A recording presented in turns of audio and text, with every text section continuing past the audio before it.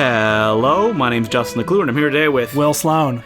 And will your heroes survive? You'll have to tune in next week. This has been the Important Cinema Club. Last week on the Important Cinema Club, our heroes wrestled with the oeuvre of Carolee Schneemann. A recap of last week's episode. So, Carolee Schneemann, I'm just kidding. Could you imagine pulling a scroll out of yourself as an art piece? Yeah. God, what a world.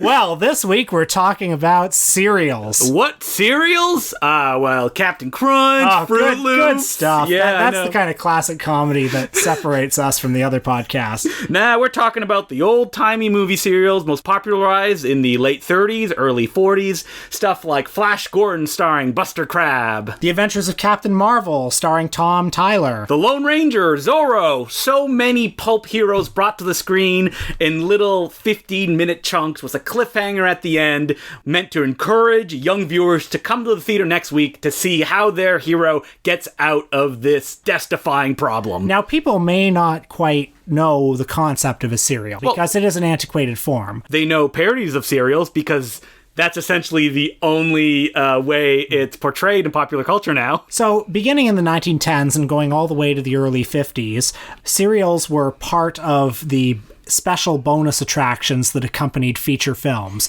You know, you'd have your cartoon, you'd have your newsreel, short films, and a serial. Oftentimes they'd be 15 chapters, and they'd tell one long continuous story, broken up, one per week. First episode would usually be 30 minutes because it's setting up all the players, and then each subsequent episode would be 12 minutes with a 3-minute recap at the beginning of it. And you'd get just a little bit more, and they would always have a cliffhanger. You know, Batman would be in a plane that was about to crash, and how did he survive? He'll have to come next week, and it turns out he survived in probably some cheat ways. And this is from a long time ago where going to the movies was something that was expected to be like a daily occurrence. Mm-hmm. It wasn't a big deal. Yeah, they didn't have TV back then. Mm-hmm. So you want to get the kids out of the house? Just go to the, local theater and watch, 1 or 2 movies. And, cereals went out of fashion in the early 50s because television came along, and that's the sort of entertainment, serialized entertainment moved to TV. And cereals also weren't being programmed anymore because theaters wanted, bigger productions. It would just be this one film that you want to come and see. From the very early days, cereals were always kind of a disreputable form. In one of the books I read recently, the author said they played in scratch theaters, a term I have never heard used before. What does scratch? Is that like a grindhouse? I assume it's a grindhouse, yes. And the most fondly remembered, or the best remembered cereals at least, are the ones from the 30s and the 40s, the sound cereals, typically the ones that were based on comic strip or radio heroes. Superman, Batman, Dick Tracy, these characters had their screen debuts in low-budget serials. But even before then, in the silent era, listeners may have heard the name Perils of Pauline. There was the Hazards of Helen. As you may be noticing by these titles, women were usually the stars in the early silent serials when it was probably a little bit disreputable to be an actor. So women had the main role, and then when sound came along, women were kicked to the curb, and it was about manly men who had action and adventures. Yeah, the early serials, I think the very first serial is What Happened to Mary from 1912, which came out of the Edison Company. And, this was 3 years before Birth of a Nation, so the concept of a feature film was still in its infancy, and the Edison Company said, well, people probably can't sustain their attention for a whole, 90 minutes, 2 hours, so we'll split this long-form story into a bunch of chapters. Feature films survived and thrived, and yet the serials continued as a popular form of entertainment in their own right. Those silent serials, typically they would be about, some naive but lovable young woman who's had an inheritance, and there are these dastardly, distrustful men who are trying to steal the inheritance from her. This is where that archetype of tying her to the train tracks. Yeah. Putting her in front of a buzzsaw. The action and adventure and science fiction and especially Western genres dominated serials in the 30s and 40s. Westerns because they were cheap to make. And, it's interesting, these serials, they existed on the fringes of Hollywood. Many of the big studios had their shorts department and their B movie departments, that made these films, and there were also Poverty Row studios like Republic that made these films, and they kind of had their own star system. So there was, as you mentioned, Buster Crabbe, there was Kirk Allen, who played Superman, there was Ralph Byrd, who played Dick Tracy, and Ray Crash Corrigan from Undersea Kingdom. Even Gene Autry got a start in serials, the singing cowboy himself. There were a number of future stars who emerged from serials, including Boris Karloff, Bela Lugosi. Bela Lugosi is an example of a star who sort of fell down into serials. That's right. And, in the 30s and 40s, many of the serial directors were like old silent film warhorses who, had fallen out of fashion and just wanted to work. As long as you can crank them out really fast. A lot of these serials were also directed by two people because one of them could prepare the next day's shoot while the other one was shooting. Yeah, this is not a form where there were people who were very precious about like their auteur status. But before we get to the classic serials, as most people know, let's jump to France to 1915, where Louis Feuillade is directing a little serial called Les Vampires, which, if you're listening to this, you have seen some of its iconography somewhere in your travails through the world of cinema. But you probably haven't seen the whole thing because it's 8 hours long. 8 hours long, yes. You feel those 8 hours too. So I mean, I've seen most of it in my life. I only revisited parts of it for this week. This is a piece of work that the French critics went bananas over because to them it illustrated this kind of surrealistic, almost dada take on the world, where Les Vampires is about a reporter who's trying to crack this ring of criminals called the vampires, and essentially anybody can be a vampire, and any object could be poisoned, or it could also be a door leading to somewhere else. And it's a world that is in constant flux where nothing is what it seems. Unlike, say, D.W. Griffith, who was working around this time and whose camera work was very, ostentatious and showy, Les Vampires is often quite static, but its compositions are sort of dense and imaginative. And also, I think there's as you mentioned, this is a movie that the surrealists love, and it was an acknowledged influence on everybody from Louis Buñuel to Alain Resnais to all the way to Olivier Assayas, whose film Irma Vep is a direct homage to it. Irma Vep? Wait a minute. That's an anagram of Les Vampires. Yeah. I think there's something about these images, like, because they're quite static, but because what they depict is so bizarre. These people, the sexy woman in the skin tight Catwoman-like outfit, or just strange and disquieting things like severed heads, or the abandoned wartime era streets of Paris.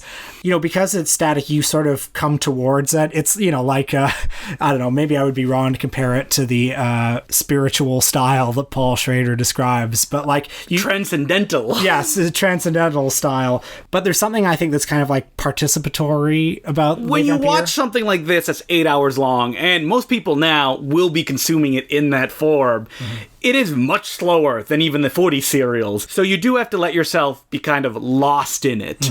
Otherwise, you're going to get bored really fast. And what's interesting about Les Vampires is it almost decompresses as it goes along, because at the beginning you're getting these 10, 15-minute little segments. It's 10 episodes in total, and as it goes along, each episode is stretched longer.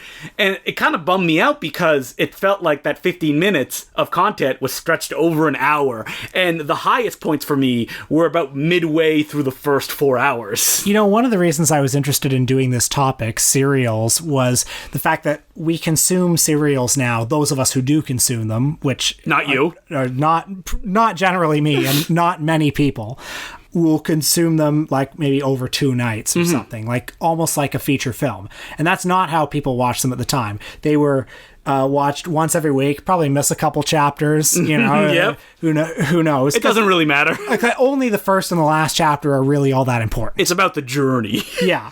So, like, we're consuming it in an entirely different way, and that's, like, a fascinating experiment. I dug up this quote from the New York Review of Books by Jeffrey O'Brien from 1998 talking about Les Vampires. He says, "A serial works on the viewer not only while being watched, but in between times. It piles up suggestions and leaves them suspended so they can filter through days of recollection and anticipation, through dreams haunted by its personae, through moments of reverie in which the mad involuntarily rearranges half-remembered fragments."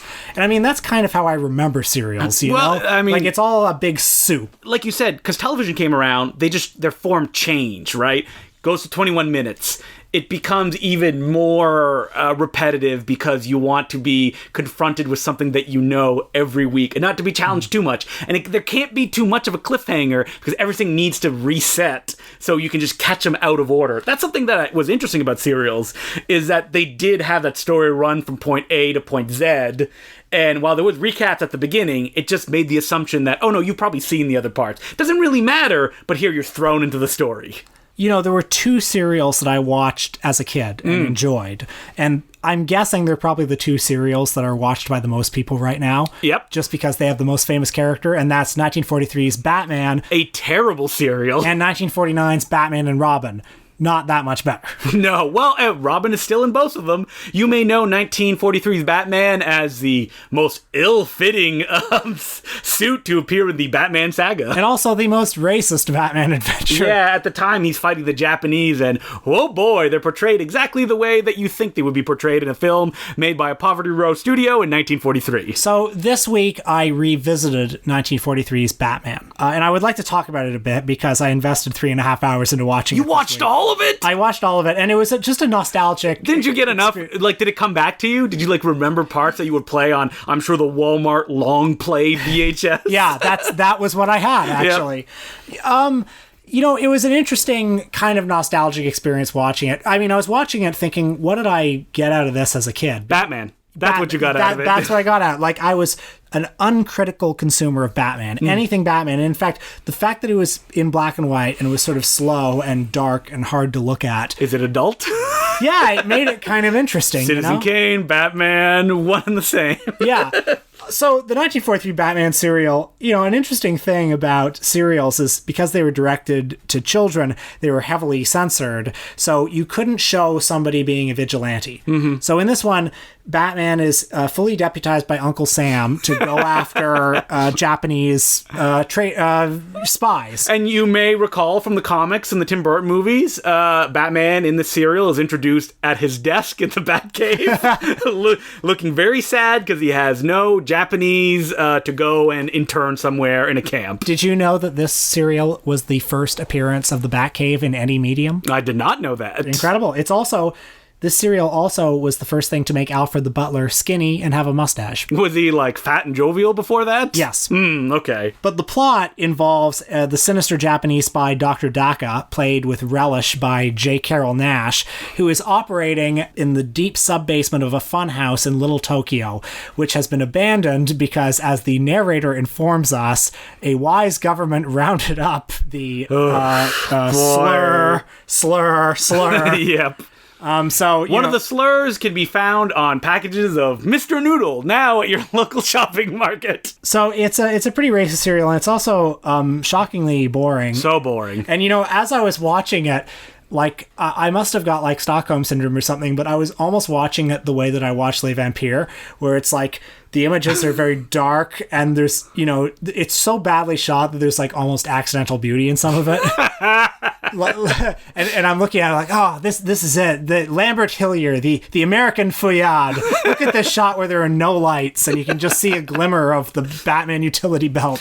So I think 1943's Batman is a good example of the people making this serial, the directors, the writers, the producers going, it's for kids. Who cares? Just shit it out there, and it doesn't really matter. The flip side to that would be Republic Pictures. Now, we've spoken a little bit of Republic Pictures, I believe, in our Poverty Row episode. Not enough, though, because they're the best Poverty Row studio. 100%. And they were known as the best serial directors, bar none. Even better than companies like Columbia or RKO, who only did one serial that starred Lon Chaney Jr. Because Columbia, who made the Batman and Superman serials, because they were a big studio, they didn't care. Do you know that Republic actually lost the rights to the Superman series because I believe whatever form DC Comics took at that time wanted more creative control over what Republic wanted to do, and Republic went, no way, we don't want to do that. They actually changed the scripts they had written for their Superman to something else. Then a few years later, almost like an FU to DC Comics, decided to take the Superman ripoff, Captain Marvel, aka now known as Shazam, who at that point was not owned by DC Comics, was an independent comic book publication that was selling better than Superman at that time, and to make their own version of it. And people should note that Captain Marvel, or The Adventures of Captain Marvel as the serial is known, was the first portrayal of a comic book superhero on any screen. That's right, 1941. It beat Batman to the screen by 2 years. The Adventures of Captain Marvel is out now on a newish Blu-ray from Kino, by the way, and it's a real treat. So this is a serial directed by John English and William Witney. Now, John English worked on a bunch of serials. He directed a bunch of westerns. He's not held in much acclaim. William Witney is the king of serials. He is essentially the director that when you talk about great serials, his name is attached to them. Whether it be Spy Smasher, Dick Tracy Returns, he approached the serial as someone who genuinely cared. He talks about that he started very young in the industry. He started, like all the great Poverty Row filmmakers, as an editor. And he would work on these serials, and he would see these stuntmen do these fight scenes that were just improvised. The stuntmen would just go at it, break a bunch of stuff over their heads until all of them had fallen down. By the way, that's another problem with the Batman serial. The fights in it are so bad, and like Batman's cape keeps getting fucking messed up and falling off. The Batman serial directly inspired the shitty fights in the Adam West Batman. But that is not the case in Captain Marvel, because William Witney, and this is not a joke, he said this multiple times himself, went to Warner Brothers and saw Busby Berkeley working on musical numbers, and went back to Republic and said, why don't we just make fight scenes like that, where we utilize camera and editing to sell these sequences, as opposed to just hoping the stuntmen can pull it off from whatever locked off angle that we set down the camera. By the way, if the name William Witney sounds familiar to you, it's probably because he's the director that Quentin Tarantino prefers to John Ford. That sounds like Quentin Tarantino was shooting his mouth off at the time. Being deliberately provocative. But yeah. William Witney He's a great director. He's a genuinely great director. I actually only heard about him when I was reading a book written by Patreon subject Bertrand Tavernier, where he was interviewing Quentin Tarantino, and they were talking about William Witney and films like Paratroop Command and Darktown Strutters. William Witney also did all the best Roy Rogers westerns. Oh, the Trigger movies, like Trigger Jr. and the Golden Stallion, I think it's called. If you look at his filmography, there's like 100 just kind of like generic looking westerns, but Witney just brings his all to everything he does. He's a good action director. So Captain Marvel is, if you guys aren't lining up for the new movie coming out in 2 weeks, you don't know the story by heart. Because remember, folks, Captain Marvel is not the Captain Marvel you know today. Captain Marvel is Shazam. Shazam, yeah. They changed the name. Yeah, to Shazam. And so it's about a young boy played by a 20-something-year-old man named Billy Batson that is given by the gods the ability to turn into a big muscle man by saying the word Shazam. He's struck by lightning, and then he beats up the bad guys. The plot begins with an archaeological expedition to Siam, where a powerful device called the Golden Scorpion has been found, and if all of its lenses are aligned, it will shoot a ray blast that of enormous strength. It can make gold, it can set off volcanoes, it can disintegrate people, a very popular weapon in lots of serials. And folks, you're going to see a lot of this as the serial goes on. But the scientists who discover it think this is too dangerous. We all have to take one of the lenses and take it back to our homelands. Well, enter a villain, also known as the Scorpion. He's got a big a hood that he wears over his face. A classic serial villain, the kind of a masked foe who has a deep, booming voice that is usually not the actor who is revealed to be the villain in the final part where they pull off his mask. And also, coincidentally, it is during this journey to Siam where the young reporter, Billy Batson, discovers this old wizard, I guess. Yeah, his god who gives him the powers of Shazam. Now, if you watch all of this in like 1 or 2 sittings, as Justin and I did, it gets quite repetitive. And, I was reminded that actually that's probably a reason why I liked the Batman serial so much as a kid, because when you're a kid, you enjoy the repetition. Mm-hmm. You enjoy the formula. Well, I feel like, as opposed to some other non-William Witney directed serials, at least Shazam is, like, tiring in the way that, like, riding a roller coaster for 3 hours would be tiring. The characters never stop to take a breath. They're always running from scene to scene. None of the serials start with, like, it's been a few days since this happened, now let's go on to the next adventure. It's like one constant straight line, with the cliffhangers being the endpoints. And reading William Witney's biography, which has a very convoluted name, it's like, in a door, out a door, in a fight, I'm the guy behind the door, something like that.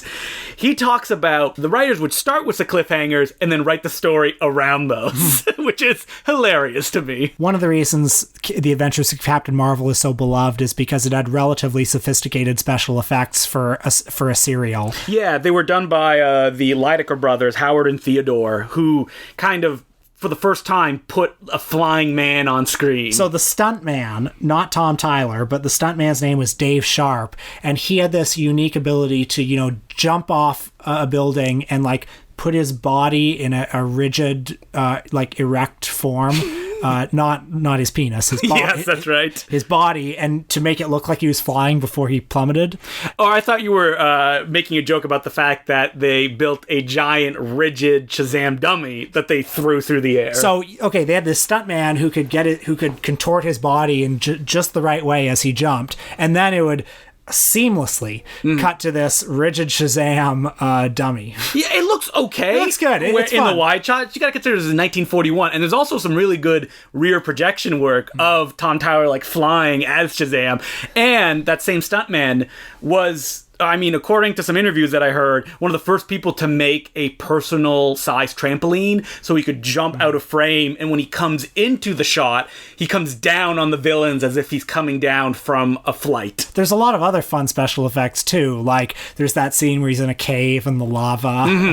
Right towards the camera, like the miniature, as it just overtakes him. And it all looks kind of cheesy in a very, very lovable way. Yeah, you could tell the people doing it actually care about what they're doing, and they're just not, like, shitting it out. They want to entertain and thrill the people who would come and see this. And Tom Tyler in that skin-tight costume. Ba-ba-boom. Oh, mama. And Tom Tyler, who doesn't have any dialogue, supposedly because the producers hated his voice. He has a little speech at the end that he kind of struggles through. And, this is the beginning of superheroes, and just like, the pulp era Batman, Shazam probably has a higher body count than the villains in this film. He mows people down with a machine gun. Something that I like about this serial is it does kind of feel like it's mostly shot around, I guess, like Bronson Canyon and other sort of rural locations in California, and it just looks like a bunch of, like, stuntmen and D-list actors, running around like children in a backyard. Sure, okay. I think it's a little bit dismissive. No, I think it's quite charming. It's a very likable film. Somewhere William Witney rises out of his grave and he's like, I'll show Will.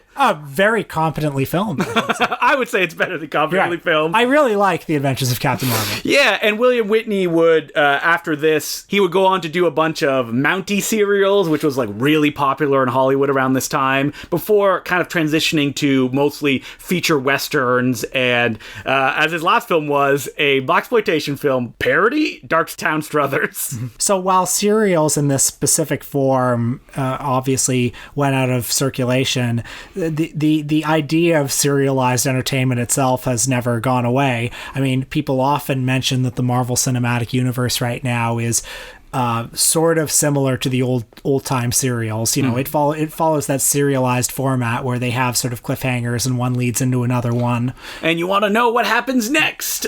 I mean, the obvious difference is that the Marvel Cinematic Universe is, like, at the forefront of the popular consciousness right now, whereas these movies were regarded as time killers for indiscriminating children. There's an interesting little footnote to the history of serials, which was in 65-66, they had a brief resurgence when a company decided to capitalize on the success of the Batman TV show by releasing Batman 1943 in theaters as one big 3-hour chunk. They ran all the serials together, and it was actually a smash hit. And so when Republic, or whatever company Republic had taken the form of at this time, decided to re-release Spy Smasher and Captain Marvel in theaters in the same format, both those films were flops. And one of the critics that I was reading about said that the reason they think that the Republic ones didn't do that well was because people went to go laugh at the Batman serials. Right. And when they saw The Adventures of Captain Marvel, which was very earnest and well-made and genuinely entertaining, that is not the experience they wanted going to the cinemas. They wanted something they could catcall and make fun of and kind of like lord over. And when they didn't get that, they're like, nah, that's not good. And, it's kind of too bad that the Batman serials are probably the best known ones now because they have, helped contribute to the diminishing of the reputation of serials, right? The problem with serials is that they're friggin' long. And even though people now binge streaming series, to look at something old-timey and to binge it or even to watch it in chunks is too much for people. Especially that a lot of them are just not that good, which is a problem. And they were specifically designed to not be binged. They were designed to be watched separated by a week.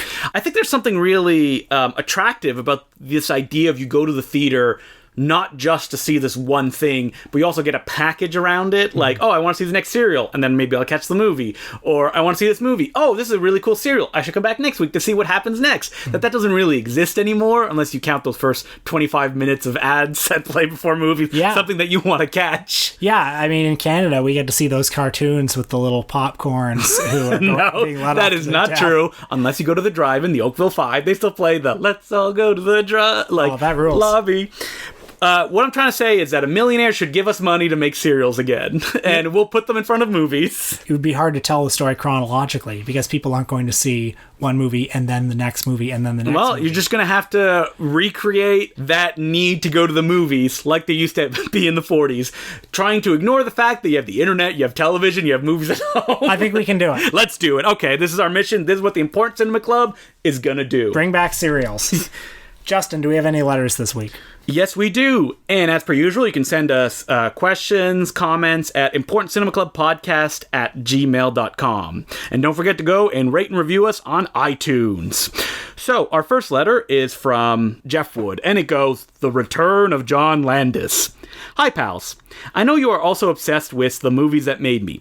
So I'm wondering what you think of what seems to be the grand comeback podcast tour of John Landis, on that and the Mick Garris Show. I'm not suggesting you should be in exile, but the weird story about how his reputation suddenly returned 10 years ago, and then the brief discussion of the Twilight Zone reboot, made me want to awkwardly look away from my monitor at work for some reason. I understand if you're already spent after talking about John Landis so much on the episode that you dedicated to him. Anywho, love this podcast, and then also some of your side projects. Keep up the great work. Will, did you listen to the John Landis episode of The Movies That Made Me?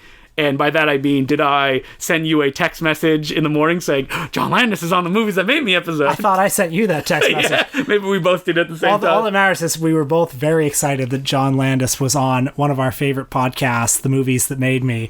Wait a minute. Didn't John Landis commit manslaughter when he worked on The Twilight Zone? I believe he was acquitted by a jury of his peers. But yes, he did. We talked about it on the John Landis episode. Well, people contain multitudes. They do. And John Landis is someone who's been friends forever with Joe Dante. And I don't think anybody that I've listened to on a podcast knew movies more than those two guys. I mean, this is the thing. Just because John Landis is guilty of manslaughter doesn't mean it's not also fun to listen to him talk about movies. Mm-hmm. These two truths can coexist. It is weird when John Landis asks, why wasn't I asked to be on Jordan Peele's new Twilight Zone TV show? I can think of a reason. Yeah. John, I think I have some reasons we could share with you. John Landis is a guy who I really enjoy hearing talk about movies. Yes, I do too. So. And as far as a career resurgence, I don't know. When's the last movie he made? Burke and Hare. Burke and Hare, yes. And other than that, I think maybe he's worked a little bit in television. I mean, John Landis was sort of an interesting case because, he had that Twilight Zone manslaughter case, and then all of a sudden he was back with Coming to America and the Thriller video. Yeah, it's like nothing happened. Yeah. And he just went right back to work. And I mean, we talked about it on the episode, but he was very dismissive of his role in that accident that killed Vic Morrow and the boys that were on the set of that film. Yeah. So, sad thoughts. But Movies That Made Me, fun podcast to listen to. Yeah. Even though John Landis just launches into a story unrelated to anything going on, and you can feel Joe Dante being like, ugh, come on, John. Let's get back on topic. You know, I would love for Joe Dante to be my friend. I mean, I think there's an episode of our podcast that has exactly that title. And yet, does he reach out? No. No, he hasn't. Has he ever liked any of our tweets? No. Very sad. We'll keep working on it. Listen, Important Cinema Club, we're going to bring serials back, and we're also going to befriend, more like an acquaintance, Joe Dante at some point. But I don't want him to hear this. No, that's embarrassing. Yeah. So this week on our Patreon, we talked about a very little seen film that we believe deserves more attention, James Cameron's Terminator 2. It's a fun discussion, and if you didn't listen to last week's episode on Carolee Schneeman, our Patreon that week was about Stanley Kubrick's The Shining. So really, anyone who's not a Patreon subscriber, we're just like laying the easy stuff out for you, and we want you to subscribe and listen to these episodes. And then you can discover the whole back catalog that has such great discussions as... the Guinea Pig series. That's right. The Guinea Pig series. Cannibal Holocaust. Scary Movie 2. That's right. All the good stuff. All the classics. Along with The Shining and Terminator 2, which you can now listen to by becoming a Patreon subscriber for $5 a month at patreon.com/theimportantcinemaclub. Because what is, like you said, the serial other than the action blockbuster? Next week, speaking of action blockbusters, we will be talking about one of the most acclaimed documentary filmmakers of all time. Yes, I refer to Frederick Wiseman. High school himself? That's right. The king of cinema verite. Who was asked during a Q&A, how do you get into filmmaking? And he said, marry a rich wife. That explains everything. Yeah. I'm glad to hear that. He is a documentarian who made such acclaimed... canonical works. Yeah, when you talk about documentaries, you're talking about Frederick Wiseman and his work like Welfare or Juvenile Court, or the one about the library he made last year. That's right. A beautiful soul who makes beautiful movies about ordinary people and the institutions that they are run by. I'm glad that his films really reveal all this evil stuff and they just stop happening. Right, Will? That's right. Right? So we'll be talking about his landmark film, High School. We'll be talking about Titicut Follies. Is that how you pronounce that? I don't know. I kept typing it into Google and writing it incorrectly. I've never actually said that title out loud. Yep. You don't say it with all your friends when they're like, you got any good recommendations? And you're like, oh yes, of course, Titicut Follies. Yeah. And we'll be talking about one of his longer films too. Which one? You'll have to tune in to find out. So that's what we're doing next week. And until then, my name's Justin McClue. I'm Will Sloan. Thanks for listening. Justin, you're a true soldier of cinema. That's me. Like, you're the kind of guy who will travel great distances. Like it doesn't matter if we want to go to Rochester, we want to go to Etobicoke, we want to do something just to see a movie. You're there. As long as I have enough money to go there and or a ride. That's right. In this case, I had a ride and we're going to Ottawa where my parents live. So, man, taken care of. So, last weekend, you did this incredible marathon in Ottawa at the Mayfair Theatre, I believe. That's right. The one run by Lee DeMarb, director of Jesus Christ, Vampire Hunter. A one-screen, Toronto doesn't even have any cinemas like this. It's actually kind of leveled, so there's stairs going up. Oh, nice. So no one will ever sit in front of anybody else, and it has the balconies near the theater. It's just a beautiful looking old-timey movie theater. The perfect place for Ben Ruffett's The Hamilton Trash Cinema to show 8 movies in one 12-hour go. And what movies are we talking about here? Are we talking about, I don't know, cult classics like Phantom of the Paradise, Phantasm, The Princess Bride?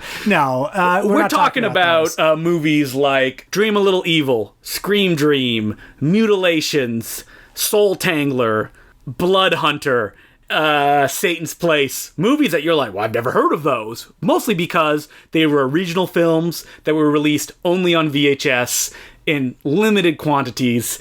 And while some of them have become kind of cultish classics, Mutilations was released on DVD by Massacre Video, they have remained under the radar. And Ben Ruffett, we've talked about Hamilton Trash Cinema before. There's an article about him where I met him for the first time in the Important Cinema Club Journal. He brought all of his original VHS tapes, the tapes that these films were released on, essentially the release prints of something like The Adventures of Captain Marvel. And he played them in the cinema to a crowd who, I don't know if everybody was ready for what was coming. There were a bunch of yucks all the way in the back row who talked at the top of their voice during the first movie until I got up and I went, hey guys, can you please be quiet? Yeah. And then they left after the second movie. So, because this is the kind of thing that separates the men from the boys. 12 or so hours of VHS projected strangeness. So when I went in, I originally read it to be from noon to midnight until a week before we left to go on the trip. Ben was like, it's called Up All Night. It's from midnight to noon. And I was like, holy fuck, I am a 31-year-old man. I will not be able to stay up from midnight to 12. So I got my Pepto-Bismol. If I eat 2 salty snacks, I got Tylenol. And I went with my brother and Ben to watch these movies. And I'm going to say this, and this is 100% the truth. Neither of us fell asleep during those 12 hours. Oh my God. Which is crazy because the kind of movies that he was playing, I would have assumed that, like, it's, you know, when you're watching kind of shot on video stuff, it would, like, lull you to sleep. Nope. Movies like Attack of the Beast Creatures, just, like, everybody was super jazzed while we were watching it. And it just goes to show, like, in the Hamilton Trash Article Cinema that I wrote, that when you watch them at home, there's a disconnect to it, where you're like, man, not enough is happening. I'd rather do something else, watch it out of the corner of my eye, or watch it in a party setting where everybody's making jokes. But when you're watching it in a cinema, in silence, with a group, there's kind of like a weird mystical aura that goes over everybody. And my brother, who's difficult on films, he like even said that he almost loved all of them, and even the ones that he was a little bit ambivalent about, there were parts that like just, you know, wowed him. What was the best movie?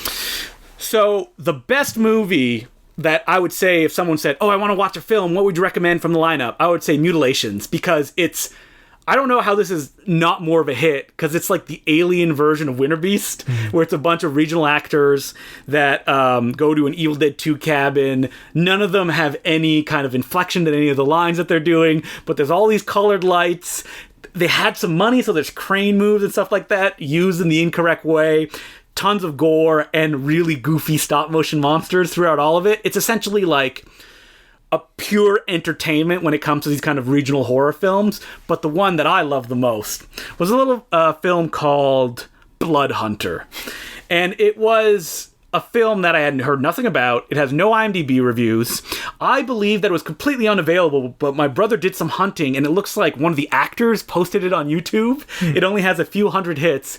And it's a writer, director, star who cast himself as the coolest vampire in the world, who's a vigilante, who says puns like when he meets a bunch of hunters, he goes, oh dear, I don't think it's hunting season. And he goes around just kind of hanging out, being a cool dude, and murdering any bad guys that get in his way. I'm adding it to my watch list right now. And I gotta say that this is a film that has a level of technical incompetence that I have not seen in any other movie that has been this entertaining. It's shot on 35mm film, but it's edited in a way that during conversations, there will be a 2-second break before someone gives a response to a line. So it looks like everyone is either a zombie or they're really dumb. So the character will be like, hey, you should murder that person over there. It's also shot in Kentucky. And then it'll cut to the other person going, I did not murder them. It is so much fun.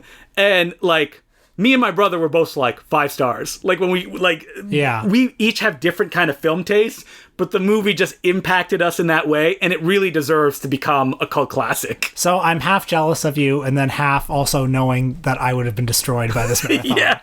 You know what the trick was? Is that I got popcorn, and I only ate a little bit of it, and I just drank out of a water bottle the entire time. And that's probably what allowed me to stay awake through the entirety of this festival. And, you know, it's probably going to happen again sooner than you think. So if what I'm talking about sounds like an experience that you want to have, dear listener, and it is, because it's amazing, make sure that when it gets announced of when it's going to happen again, that you be there, because these movies will never exist in this permutation. These movies will probably never show on the big screen, and that's truly the best way to enjoy them.